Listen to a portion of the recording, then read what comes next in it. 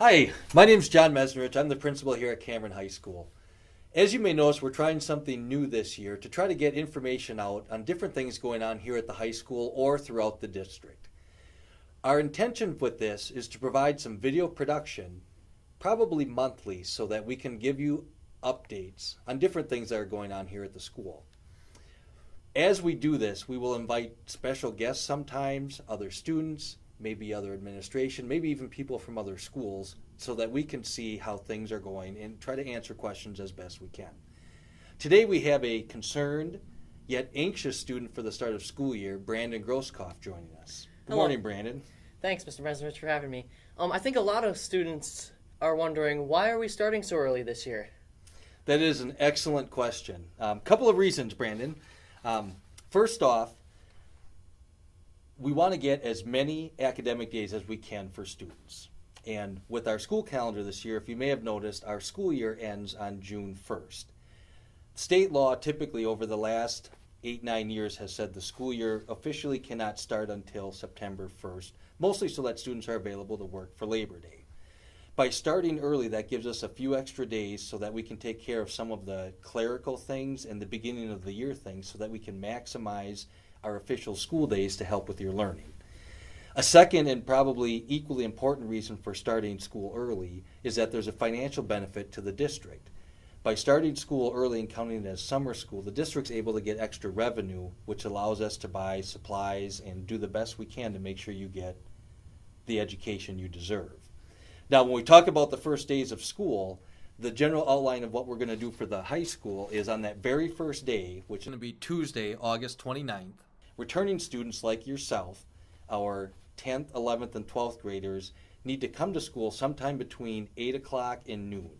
When you come in, you're going to do things like pay your lunch money, you're going to get your school pictures taken, you'll be able to pick up your computer provided you turn in your signed signature sheet, and you have your $30 for your computer insurance. Our new students and our freshmen will have a full day of orientation. I think you probably remember the orientation day that you had last year. So our ninth graders and new students will be here all day from 8:15 until 3:15. And we have a lot of different activities planned. We mostly want our ninth graders and new students to feel comfortable when all of the students are here for the first time.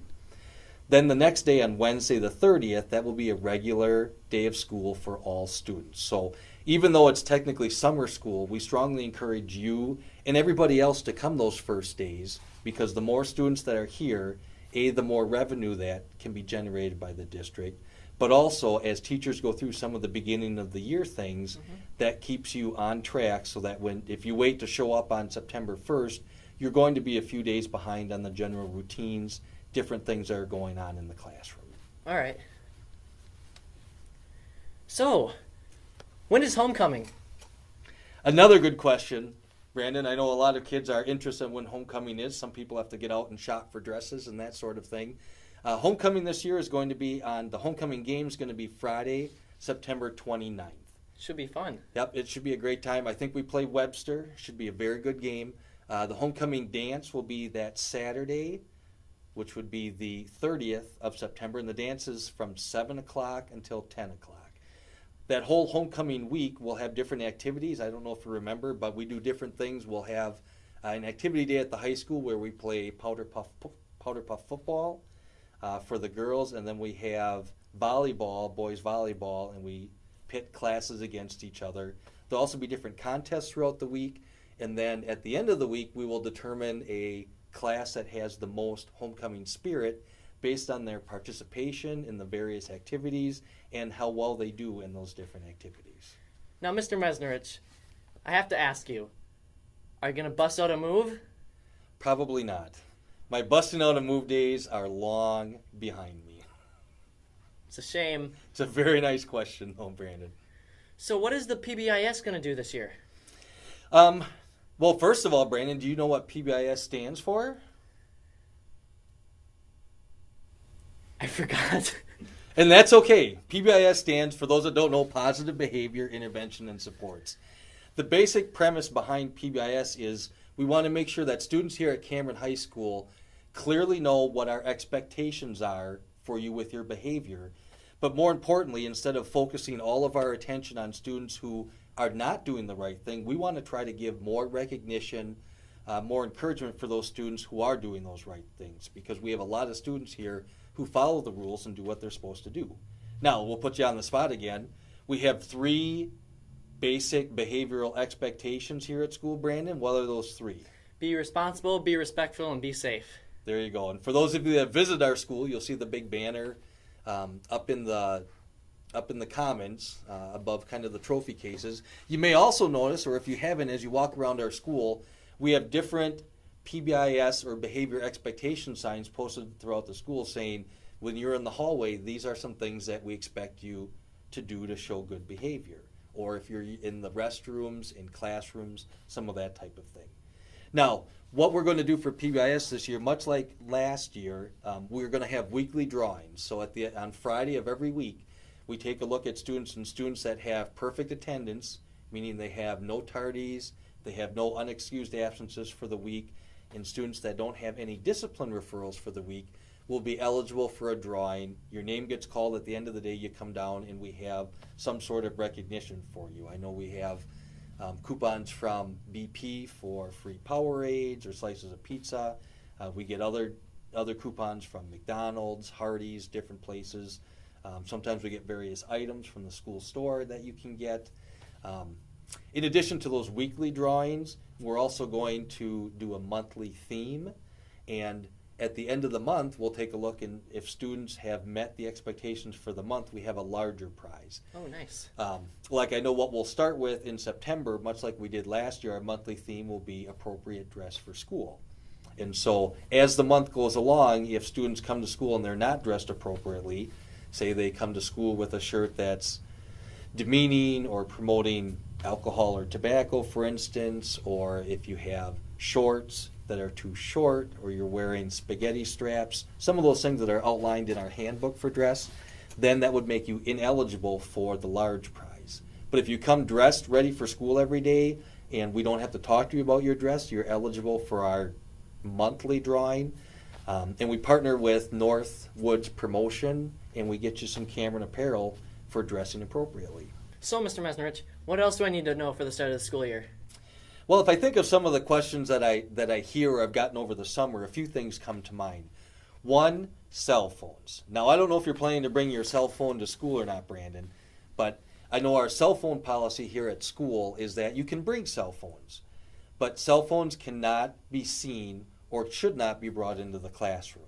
Mm-hmm. We have 5 minutes passing time between classes where you can check your cell phone. You have a 30-minute lunch where you can check your cell phone. So we certainly don't want you to be disconnected from your cell phone or your Snapchat stories or everything else that you like to look at on your phones. But we want that time when you're in the classroom to be educationally focused.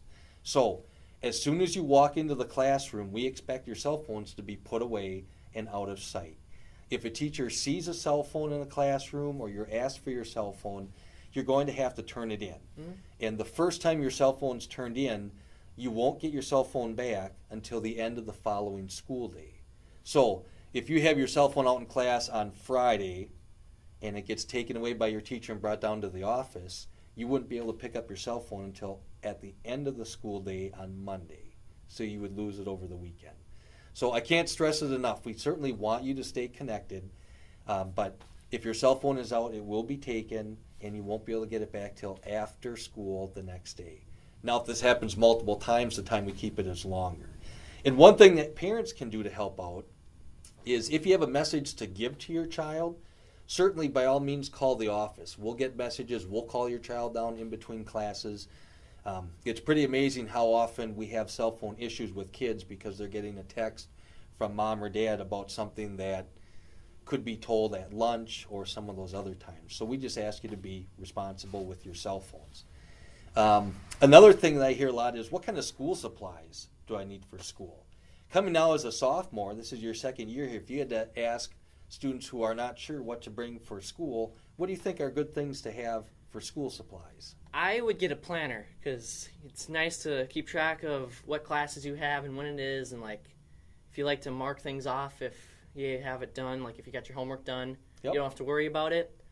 Bring pencils because I used to ask a lot of people if I could borrow pencils, and I would never return them because I would lose them.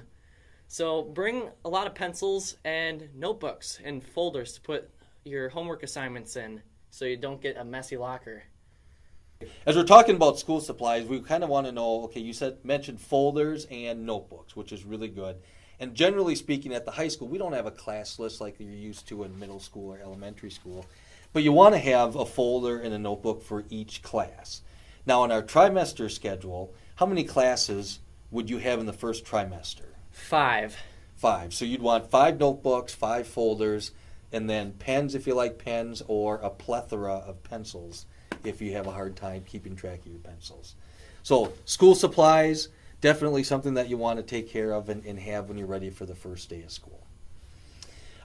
Another thing that we should do before the start of school, and this is probably more for parents, on the Skyward portal. Parents, if you go on and you log on to your Skyward portal, you're going to see a little form that says online registration. This is a new feature with Skyward. If you have been in the district for a while, you may remember having forms mailed to you at home where we had to verify your demographics, that your address is correct, your phone number is correct, your emergency contacts are correct. That's now all automated. So when you log on to your Skyward account, you'll be able to do what's called an online registration, and you can verify that all of the information that we have here at school is still accurate for this school year. And that's really important because if something dreadful were to happen to Brandon here, if he sprains an ankle in Fayette or gets sick at school and we can't reach you, if we have the most current information, that gives us a better chance of reaching an emergency contact or being able to take care of you, Brandon, while you're here at school. So parents, if you haven't already, log on to your Skyward and check out the online registration. So that's kind of a little bit of what we've got coming up for the start of the school year, Brandon. Do you have any other questions right now? I do have one question. For sports, how will the grading system affect that? Is it going to be the same as last year? Like if you have an F, you'll have to sit out a game, or is it going to be different this year? It's a really good question, Brandon. For sports, grades are incredibly important. We want you to be passing your classes to be able to play. With the new athletic code that was adopted last year, if you failed a class last year and you haven't been in any other sports until, like, let's say the fall, and like you're in cross country. So if you would have failed a class third trimester last year, then you would have to sit one cross country meet this year. Also, as we're going through this year, we'll do regular grade checks roughly about mid-semester. If you're not passing classes, you're going to lose playing time in your sport. So it's really important as an athlete especially to be on top of your classes. And parents, you can check grades just as easily too on that Skyward portal at any time. You just open your Skyward account, log on the student that you're looking for, open the grade book. Not only can you see the current grade, but what I like as a parent is your mom, Brandon, can look on and see if you have any missing assignments. So when you come home and say, nope, I'm all caught up, she can look on there and she can tell you, nope, you're not, and tell you exactly what you have to get done. So it's a great question. Anything else, Brandon? Nothing I can think of. I'm excited for the school year to start back up. Okay, well, good. So am I, and I appreciate you taking the time to be here. Hopefully this video was informative. As always, if you have other questions, please don't hesitate to call the high school office, and we'll take care of questions as best we can. Thanks for joining me today, Brandon.